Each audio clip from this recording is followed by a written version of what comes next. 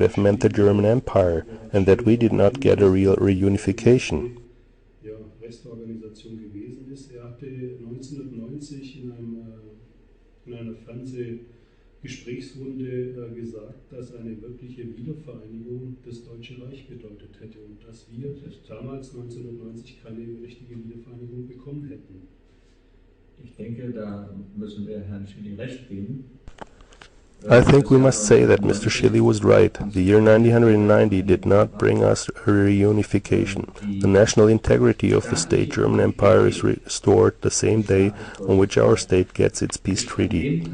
I remind you that we live under martial law. Since 64 years we have no peace on German soil, and only when the state German Empire has received its peace treaty, or if you will, its 46 peace treaties, because that's how many declarations of war we received. Only when this occurs, the Second World War will enforceably end according to international law, and not only on German territory, but worldwide. And that is a real concern that is hidden behind the fact that we have still no peace treaty. Here we have to consider how often the victors of 1945 have changed the status quo of 8th of May 1945, breaking international law. Because an armistice is in effect not only for the defeated, but for the victors too. And if one did not adhere to the armistice, it applies for all the victors. Only when we, as the German people and the state German Empire, hold the peace treaty in our hands, and the ink is dry, do we again have the sovereignty in our hands. Then at this moment, our Reich Constitution of 11th of August 1919 comes to force again, and we are in the position to further develop the destiny of our nation by our own efforts. What we know presently as the FRG Rest Organization is a sad remnant of a history of occupation, which in the meantime lasted for 64 years. Unseren Friedensvertrag in Händen halten und die Tinte trocken ist, haben wir die Souveränität wieder in unseren Händen. Dann, in dem Moment, tritt unsere Reichsverfassung vom 11. August 1919 unmittelbar in Kraft und wir sind in der Lage, aus eigener Kraft die Geschicke unseres Volkes weiterzuentwickeln. Im Moment ist das, was wir unter BRD-Organisationen kennen, das traurige Überbleibsel einer nun mittlerweile 64 Jahre dauernden Besatzungsgeschichte.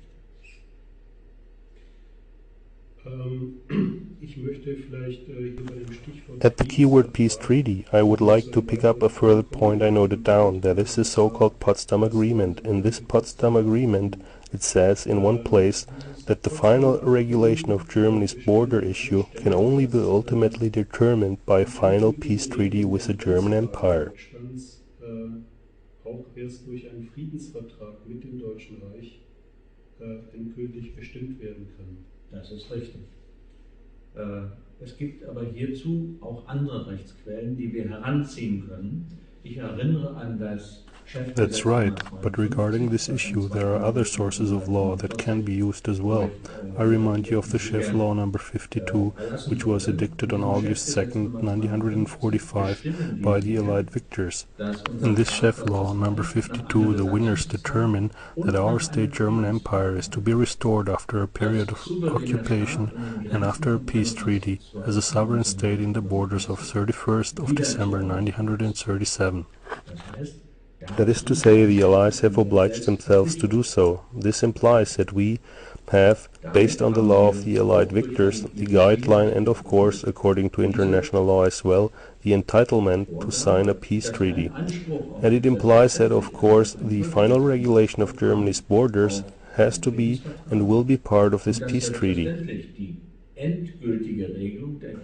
And yes, your mention of the Potsdam Agreement, that's an issue that goes totally unheeded in Germany's post-war history.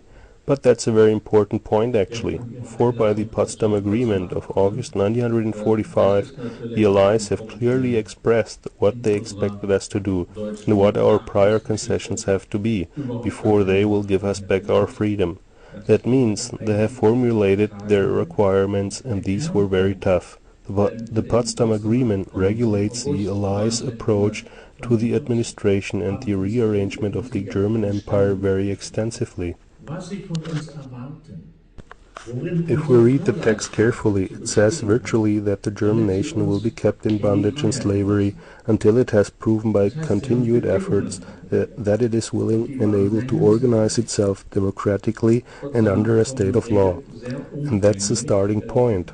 das Vorgehen der Alliierten in Bezug auf I think the last 60 years of the FRG have clearly proven that this experiment has failed and therefore can be brought to an end.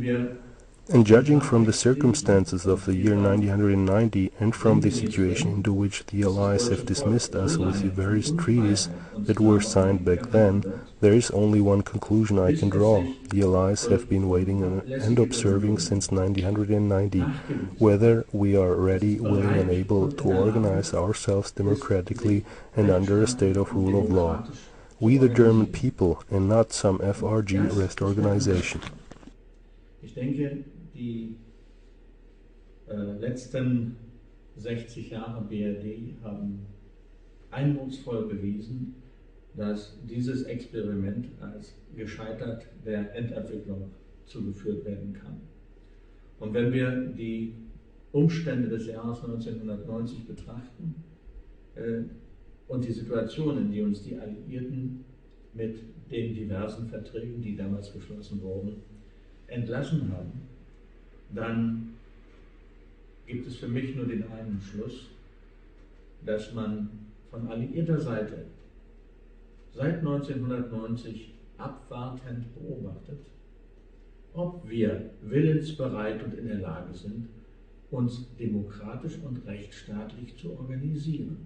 Wir, die Angehörigen des deutschen Volkes und nicht irgendeine BRD-Restorganisation.